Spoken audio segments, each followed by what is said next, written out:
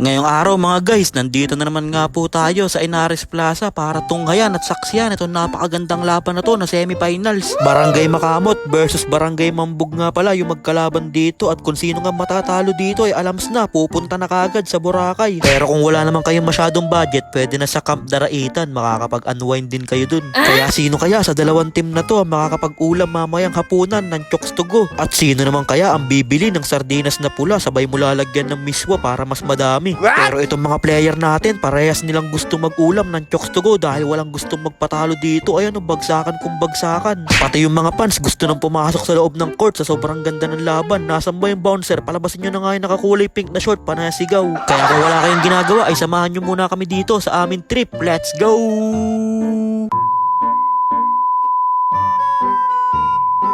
So, ayun po nagpakitang gilas nga kagad sa atin dito si The Babyface Assassin, Ariel Pardo ng isang quality na tear drugs. At sinundan na nga yan ni Bossing CA. Ayun nagmala Moises, hinati yung mga tao parang paghati ni Moises sa dagat. Kaso lang, hindi pwede sa ating referee yung paghawi mo sa mga tao, kaya nakatulang kagad si Bossing CA dyan ng offensive foul. Kaya naman, nakigaya na nga din dyan si Sir Benz Lobarbio ng isang offensive foul. Ayun binangga si Idol Eton, talagang angat ang dalawang paa. Para kang nabangga dyan ng rumaragas ang 10-wheeler na truck. Yung tipong pag uwi mo ng bahay, bigla ka nalang mapapabili ng 10 Alaksan FR sabay ka maghehesoyam. Ano kayang isasagot dito ng Barangay Makamot sa mga offensive foul ng Barangay Mambog? Kaya nakay Dilat, binato na sa 3 points, ilista mo na.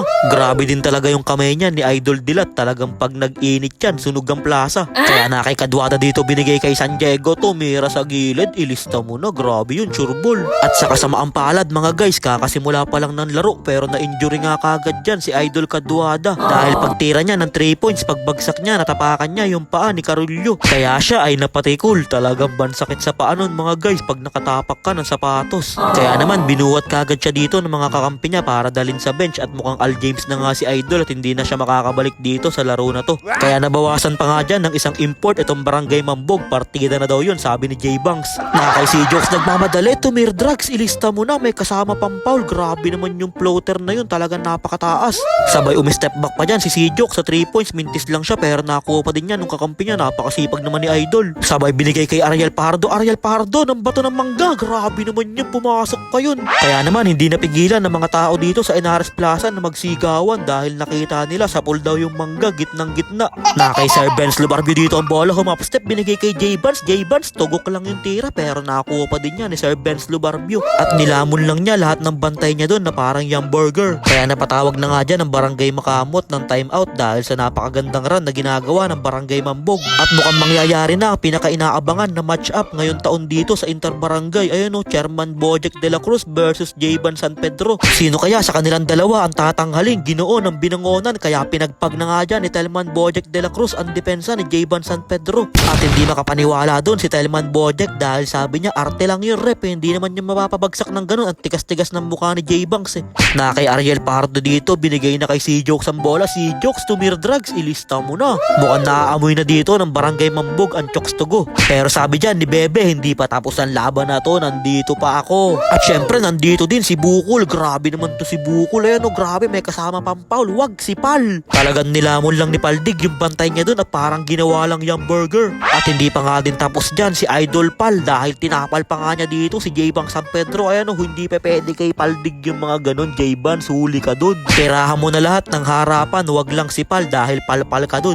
Pero bumawi naman kagad dyan si J-Bang San Pedro ng isang quality na 3 points. Pero sabi dyan ni Paldig, hindi ako papayag na gaganon-ganonin mo lang ako nang wala akong bawi. Kaya naman pinakita na nga ni Paldig dyan si Richie Rivero. Grabe moves naman yun, wara side-stepping moves. Pero hindi naman pumayag dyan si J-Ban San Pedro at bumawi kagad ng isang 2 points. Kaya end of the second quarter na nga tayo at halftime break muna tayo. At una ko na nga tinapos i-edit itong laban ng Barangay Mambog versus Barangay Makamot dahil malakas sa akin yung mga taga Mambog. Pero mamaya tatapusin ko din yung laban ng Pantok versus Bilibiran dahil ayun yung mas magandang laban. Kaya ayun na ang huli kong i-upload para medyo mabitin kayo at sumakit yung mga puso nyo. Kaya back to the ball game na tayo dito. Ano na ba nangyari dito sa laban na to? Nasa Barangay Makamot dito ang bola, na kay Carullo, tumir drop, ilista mo na para kay Hansel Carullo. Ano kayang isasagot dito ng Barangay Mambog? Kaya na kay Magallanes na dito ang bola, crossover, ang gandang pasa naman nun sa kakampi niya. Ano kayang isasagot sagot dito ng Barangay Makamot, kaya na kay Babe Time na dito ang bola. Tumira ng 3, ilista mo na para kay Babe Time. Grabe talaga yung kamay nito ni Idol Bebe. Pero hindi naman pumayag yan ang Barangay Mambog at sumagot kagad dito ng isang 3 points si Magallanes, ilista mo na. Talagang napakagandang laban na to mga guys. Sagutan lang, palitan lang ng score. Ayan o, naka-score na naman si The Babe Time ng isang quality na layup.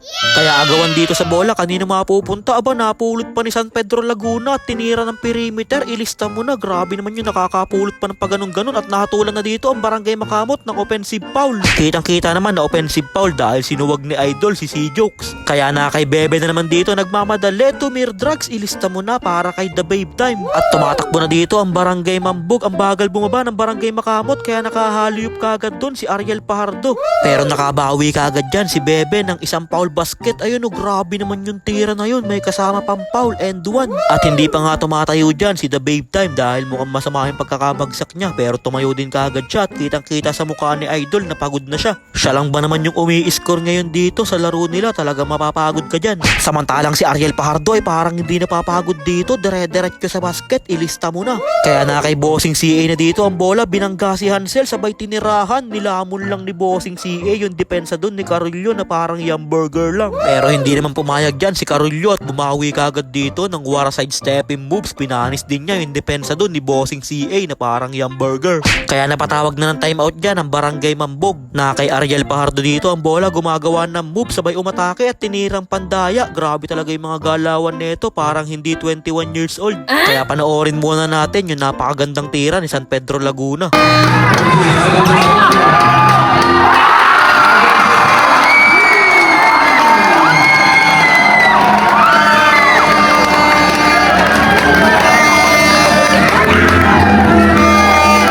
Pero hindi pa din sumusuko dyan si Hansel Carullo. Nakapalo up pa siya dito at pinanis lang si Bossing CA. At dito na nga nagsimula si Sir Benz Lubarbio na pasakitin yung mga katawan nitong mga bantayan niya. Ayun o, talagang kada bangga nag-aangatan yung mga paa. Talagang pag ganyan ang kabantayan mo para kang humaharang sa bulldozer. Pero grabing bulldozer naman yan, magaling pa mag-dribble, nagmala Kyrie Irving pa. Ayun o, grabing moves naman yun, sabay pull up jumper. Mintis nga lang si Sir Benz Lubarbio dun, sayang Kyrie Irving nag-aalawan pa naman yun, in and out, sabay pull up jumper.